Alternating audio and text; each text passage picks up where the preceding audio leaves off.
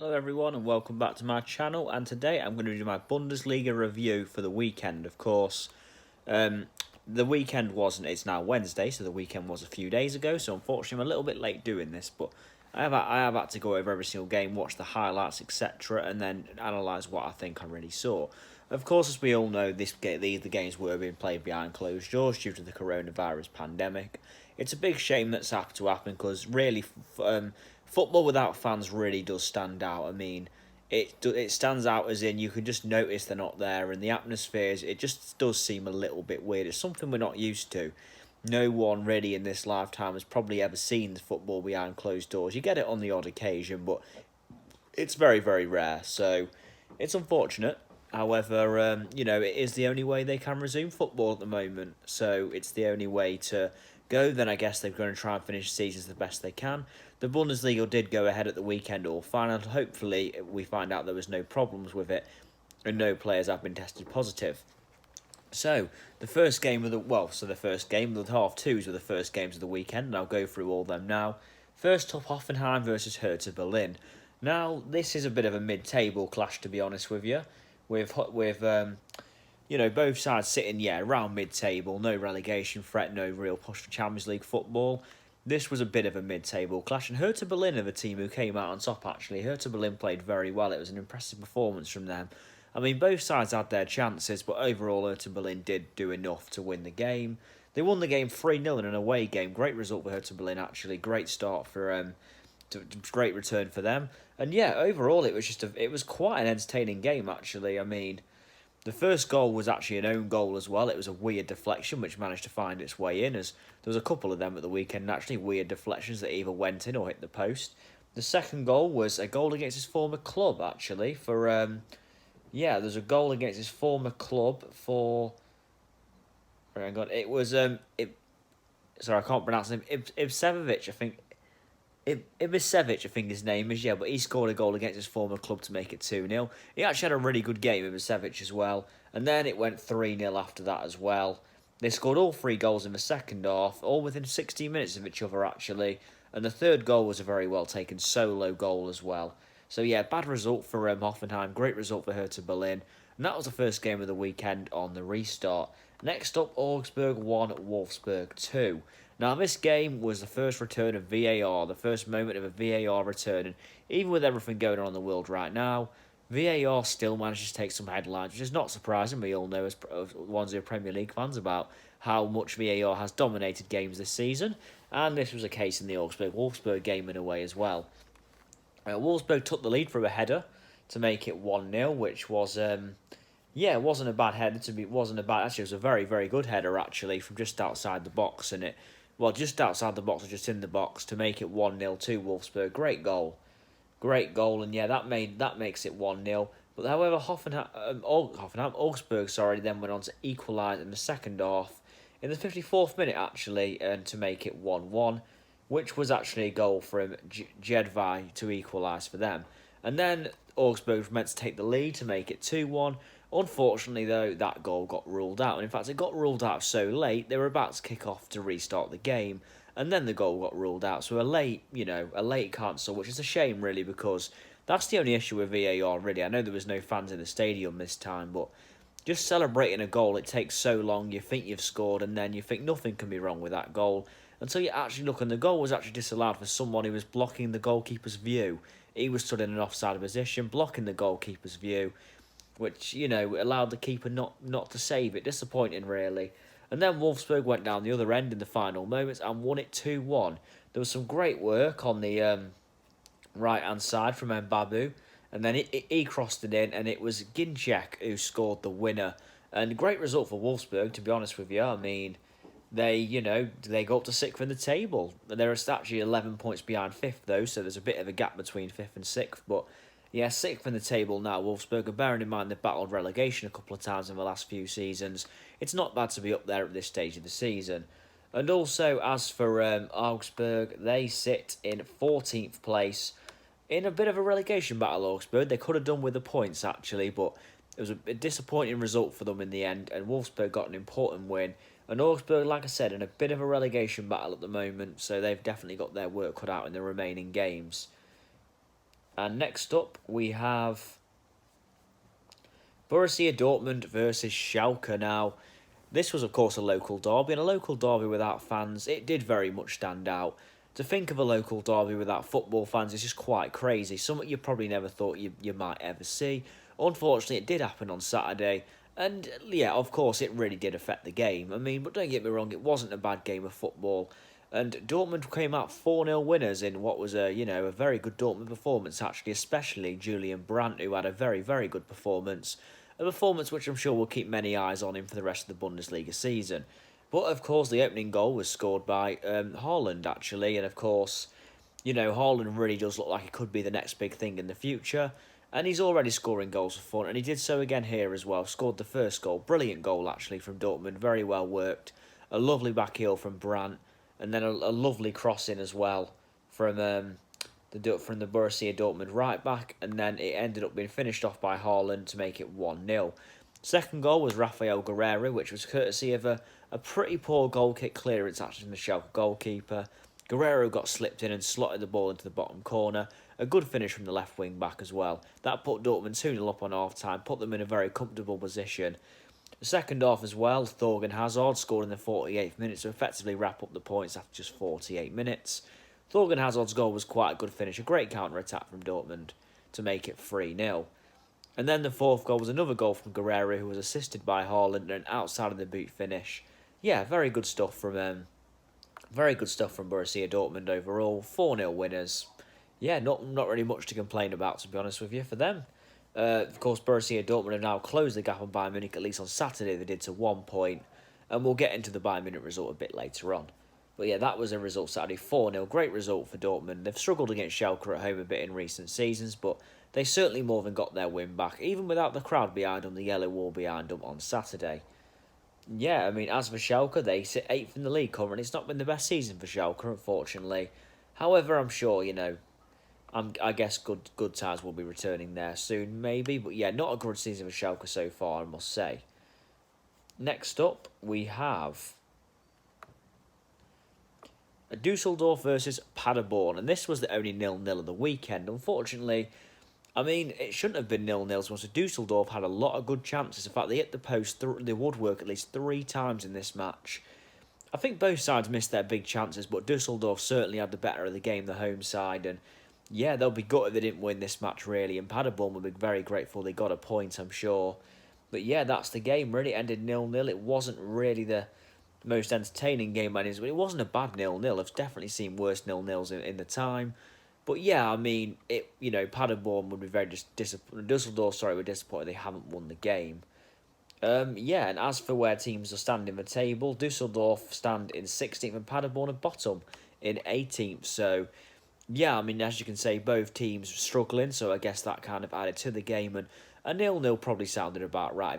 If you were predicted to predict the result before the game, you probably would have maybe said 0-0, but there were chances for both teams, but in the end, the lack of quality up front probably showed in a pretty, disappointing 0-0 draw. Both sides before the game probably wouldn't have really wanted a draw in the circumstances. But yeah, that was that game, a disappointing 0-0.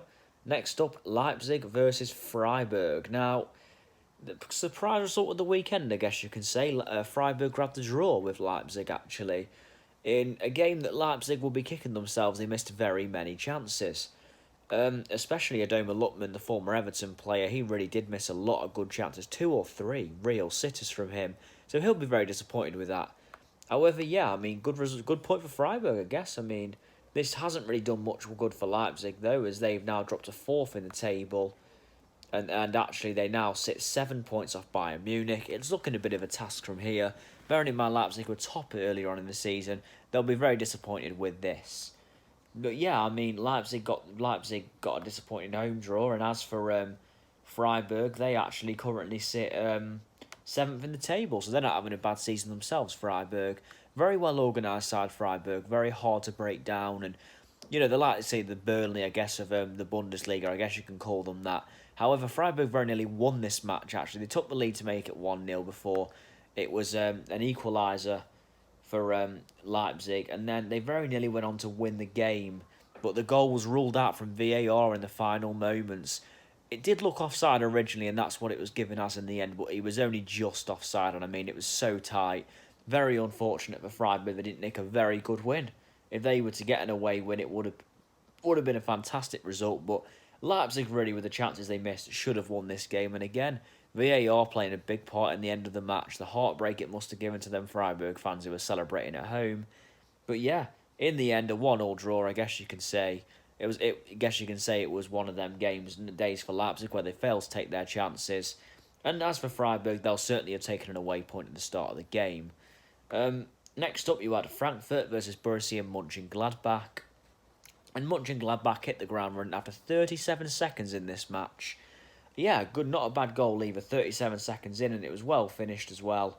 So yeah, not, just what you need. What a start it was to Mönchengladbach away from home as well. To get an early goal always helps the momentum, and that's exactly what it did. As in the 7th minute, they went and scored another goal to make it 2-0, and that was through Marcus Thuram. And at this point, you're kind of thinking, oh wow, this could be a bit of a cricket score. And there was some disappointed. It was actually a simple tap in the second goal as well, and you were thinking, what have Frankfurt been doing during this, during this 2 months off? But it turns out they just weren't with this game, and they were the home side as well, and they just kind of got ran off the park, to be honest. And then Mönchengladbach got a second half penalty, which they converted to make it 3-0. However, Frankfurt did pull a goal back to make it 3-1, so they got a little bit of a consolation. It wasn't embarrassing in the end, but it was a very easy win for Mönchengladbach, who pretty much in the first 7 minutes, you could say, sealed their win, to be honest with you. It was that easy from there. They may as well have sealed the win that early on in the game. As for teams in the table, Frankfurt currently sit. My apologies. 13th in the table. Not too great, to be honest with you. They're having they're actually not far above the relegation zone. Frankfurt. They're not having the greatest season at the moment, so they'll certainly be able to pick up a little bit of form. But this performance didn't really help them either. That's certainly not something you need when you're that far down the table. And then Mönchengladbach, of course, they currently sit 3rd, so they're having a very good season indeed, Mönchengladbach. So looking at it from that perspective, you probably have expected Mönchengladbach to win this game, but being the away side was never going to be particularly easy, but to be honest with you, it was pretty easy. Mönchengladbach have gone 3rd, overtaking Leipzig, currently sit on 52 points, only 6 points behind Bayern. What a great season they're having, Mönchengladbach. They could even win the title yet, but I don't really quite see that happening, but they could, you just never know. So yeah, that was that game. Not a great result for Mönchengladbach. Got the win, so you can really ask for, even in an away game, where 2 goals in 7 minutes. What a terrible start that was for Frankfurt. Next up, FC Cologne versus Mainz. Now, this is a pretty entertaining game actually. Cologne v Mainz. Mainz are down there in the table. In fact, Mainz are right down there in 15th place actually. So they're having a pretty bad season at the moment, Mainz, and of course their opponents, Cologne, are sitting in 10th. They're sitting mid-table, quite far clear of the relegation zone, so Cologne were actually 2-0 up in this match as well, which makes it a bit more surprising, I guess. Of course, no football, I do understand, has been not played for 2 months, so when I'm saying about form and where teams are in the table, it might be a little bit misleading, just due to the fact teams haven't played for a while, and it does take a while to get back into it, but it didn't for FC Cologne. They scored an early penalty to make it 1-0, and then they went 2-0 up thanks to a header, and then Mainz pulled one back for 2-1, and an individual moment of brilliance made it 2-2 actually. It was awful defending from Cologne, but what a great goal it was actually scored as well. It was just ran through and just slotted it away. It was a great goal, and that goal was actually scored by Pierre Kunde, which was a brilliant goal. So they were quite a shock to us that Mainz actually got a point out of this after being 2-0 down in an away game. To come back and get a point, you certainly couldn't complain at that if you're a Mainz fan. But yeah, that's the result. 2-2. Both sides again in the table. Mainz, of course, battling relegation. Cologne mid-table, so it doesn't really affect Cologne too much, but it did really for Mainz. But Cologne will be disappointed they did not win this game after being 2-0 up after 53 minutes. And the final game on the Sunday, Cologne v Mainz, was a Sunday game as well, by the way. The final Sunday game was Union Berlin v Bayern Munich, a very much David versus Goliath match, of course. Union Berlin do have an underdog story of rising through the divisions. However, Bayern Munich, of course, are they're the dominant Bundesliga team, 7 titles in a row. And yeah, this was a pretty comfortable win for Bayern Munich, to be fair.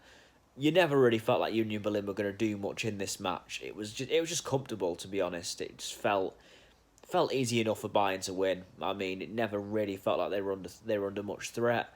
They had a bit too much quality, which is kind of the case a lot in the Bundesliga with Bayern Munich. It was absolutely another case here. The goals were scored by Robert Lewandowski, scored a penalty to make it his 26th goal of the season already in all competitions. No, in the Bundesliga actually, not even all competitions. Scary stats after just 24 appearances. And then, of course, they've got Benjamin Pavard. So the same two people who scored against Union Berlin earlier in the season were there to give Bayern a 2-0 win away, putting Bayern top. And Bayern played Dortmund not this Saturday, but this following Tuesday. So one more game before Borussia Dortmund, which is going to be a very big game in the title race currently. But this was an important win for Bayern to get themselves back on track. And the Monday night football game was Werder Bremen versus Bayern Leverkusen. And Werder Bremen, who are currently sitting 17th in the table on just 18 points, only won 4 games all season. It's looking pretty dire at the moment, to be honest, for Werder Bremen. They really could do with getting some points sooner rather than later. And this was another performance that was not good. They were beaten 4-1, in fact, by... my mistake. They were beaten 4-1 though by Bayern Leverkusen, and of course the man Kai Havertz, a very highly rated player, netted a couple in this match as well. Kai Havertz actually put them 1-0 up in early on, and then they actually equalised, and this was Werder Bremen's first home goal since November. Of course, I know we've had 2 months off, but even so, we would have been in March if this game was played, and they hadn't scored a goal since November at home. Yeah, really does say a lot about how poor they've been this season, Werder Bremen. And Werder Bremen were defending and looking like a team who were getting relegated. I hate to say it, but unless Werder Bremen have a great turnaround, it really looks like to me they are going to go down this season, which is quite shocking for a club like Werder Bremen. If they did end up, they've only been relegated once, and they bounced straight back on that occasion as well. So yeah, I mean, certainly not what you want to be. Certainly not anything good that you want to be associated with. But yeah, overall, this was easy for Leverkusen. They played very well. Won the match 4-1. Yeah, there's not really much to say about it, to be honest with you. I mean, other than the fact it was a very easy win, away win, and they just dominated the game. And yeah, Leverkusen sit 5th in the table on 50 points, just 1 point behind Leipzig. Huge gap between 5th and 6th, as 11 points clear are Leverkusen of Wolfsburg. So yeah, and that was my Bundesliga review for the weekend. It wasn't too bad, to be fair. The lack of fans certainly hurts, but I'll be doing Bundesliga reviews regularly now, just learning a bit more about the league at the moment and the lower teams especially. But I'm starting to get there and starting to be a bit more knowledgeable on players. But yeah, I'll be watching more games in a bit more detail, so hopefully the videos as I go along, I know a few more statistics and I can improve a little bit on my knowledge of the Bundesliga until Premier League football comes back, or maybe even when it does, I will continue to look into the Bundesliga as well. But yeah, thank you for watching. Please like, share and subscribe. I'm still trying to get my channels take off. My videos have had a couple of troubles uploading recently as well, so I will try and look into that and getting it sorted. And yeah, please let me know in the comments below what you thought and what you thought about the videos today. But yeah, and thanks for watching, and I'll see you soon. Thank you.